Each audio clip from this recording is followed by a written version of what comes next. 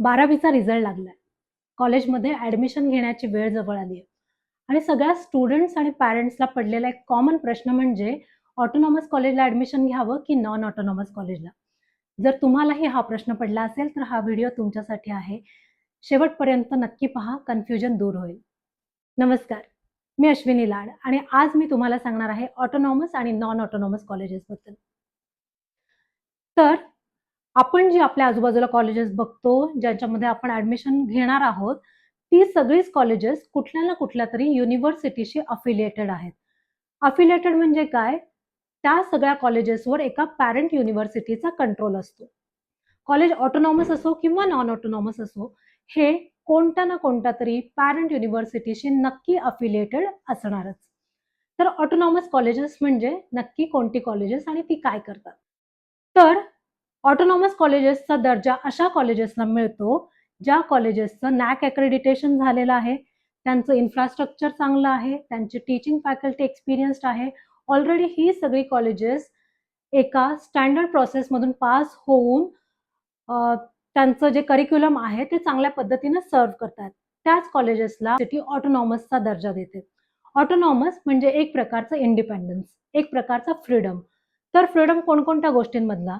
तर autonomous colleges हे स्वतःचं करिक्युलम डिझाइन करू शकतात, स्वतःचे कोर्सेस डिझाइन करू शकतात, सिलेबस डिझाइन करू शकतात, स्वतःच्या एक्झाम्स स्वतः कंडक्ट करू शकतात, स्वतःचे पेपर चेकिंग करू शकतात आणि रिझल्टही डिक्लेअर करू शकतात. या सगळ्या गोष्टीवर नो डाऊट युनिव्हर्सिटीचा कंट्रोल हा असणारच आहे. पण युनिव्हर्सिटी या सगळ्या गोष्टींचं फ्रीडम हे त्या कॉलेजला देते आणि कॉलेज त्या सगळ्या गोष्टी आपल्या पद्धतीनं कंडक्ट करू शकते. याच्यामध्ये फायदा एक होतो, की इंडस्ट्री ओरिएंटेड सिलेबस मिळतो मुलांना. एक्झाम्स त्या खूप फास्ट होतात. म्हणजे जरी तुमचा एखादा सब्जेक्ट जो आहे, जो बॅकलॉगमध्ये राहिला असेल, तर त्याची एक्झाम पटकन होते, त्याचाही रिझल्ट पटकन लागतो. या सगळ्या गोष्टींमध्ये फारसा वेळ जात नाही. सिलेबस जो आहे तो अपडेट होतो दरवर्षी. या सगळ्या गोष्टींसाठी कॉलेज युनिव्हर्सिटीवर अवलंबून नाहीये. त्यामुळे सिलेबस अपडेशनसाठी, पेपर पॅटर्न अपडेशनसाठी कॉलेज पटापट डिसिजन घेऊ शकतो. नो डाऊट या सगळ्यावर युनिव्हर्सिटीचा कंट्रोल हा असणारच आहे. बोर्ड ऑफ स्टडीजच्या माध्यमातून किंवा अकॅडमिक काउन्सिलच्या माध्यमातून युनिव्हर्सिटी या सगळ्यावर कंट्रोल ठेवणारच आहे. पण कॉलेज हे सगळे डिसिजन स्वतःचे स्वतः घेऊ शकतं. या उलट जर आपण बघितलं नॉन ऑटोनॉमस कॉलेजेस जे पूर्णपणे डिपेंडंट आहेत युनिव्हर्सिटीवर. म्हणजेच कॉलेज जो सिलेबस फॉलो करणार आहे तो युनिव्हर्सिटीचा असेल, जो पेपर पॅटर्न फॉलो करणार आहे तो युनिव्हर्सिटीचा असेल, ज्या एक्झाम्स कंडक्ट होणार आहेत त्या युनिव्हर्सिटीने दिलेल्या टाइम टेबलनुसारच होणार आहेत. जर तुम्हाला एखादी केटी लागली, एखादा विषय राहिला, तर त्याची जी एक्झाम आहे, केटी एक्झाम आहे, ती सुद्धा युनिव्हर्सिटीने दिलेल्या टाइम टेबल प्रमाणेच होणार आहे. या सगळ्यामध्ये वेळ लागतो कारण युनिव्हर्सिटीच्या अंडर खूप सारी कॉलेजेस आहेत. त्या सगळ्या कॉलेजेसचा विचार करून युनिव्हर्सिटी डिसिजन घेत असते. त्यामुळे ही सगळी प्रोसेस जी आहे ती थोडीशी स्लो चालणार आहेत. यामध्ये थोडेसे डिले होऊ शकतात. रिझल्ट लागण्यामध्ये डिले होऊ शकतात, जेव्हा कॉलेज नॉन ऑटोनॉमस असेल.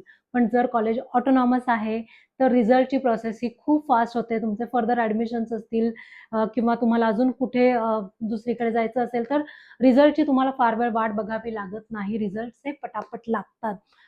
एक गोष्ट लक्षात ठेवा, जरी तुमचं कॉलेज ऑटोनॉमस असेल किंवा नॉन ऑटोनॉमस असेल, तरीही तुम्हाला जी डिग्री मिळणार आहे, जे तुमचं कन्व्होकेशन येणार आहे, ते पॅरेंट युनिव्हर्सिटीकडूनच येणार आहे. म्हणजे डिग्री ही पॅरेंट युनिव्हर्सिटीच देईल.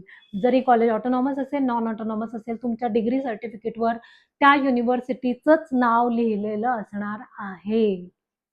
त्यामुळे जर तुम्ही विचार करत असाल, की मी ऑटोनॉमस कॉलेजला ॲडमिशन घेतलं, तर माझ्या कॉलेजचं नाव येईल किंवा काय, नाही. ते कॉलेज ज्या युनिव्हर्सिटीशी अफिलिएटेड आहे, त्या युनिव्हर्सिटीचीच डिग्री तुम्हाला मिळेल.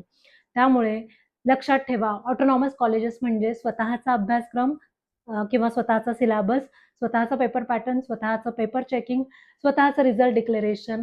पण हे सगळं जे असणार आहे, ते युनिव्हर्सिटीच्या कंट्रोलमध्येच असणार आहे. आणि नॉन ऑटोनॉमस म्हणजे संपूर्णपणे युनिव्हर्सिटी. कळलं? आणि डिग्री जी आहे ती युनिव्हर्सिटीकडूनच येणार आहे, नो डाऊट. जर तुम्हाला अजून काही डाऊट असतील तर नक्कीच व्हिडिओच्या खाली कमेंट करा. व्हिडिओ आवडल्यास लाईक करा, शेअर करा. अशा मुलांसोबत, अशा पॅरेंट्ससोबत जे कन्फ्युज्ड आहेत, ऑटोनॉमस कॉलेजला जावं की नॉन ऑटोनॉमस कॉलेजला जावं. धन्यवाद.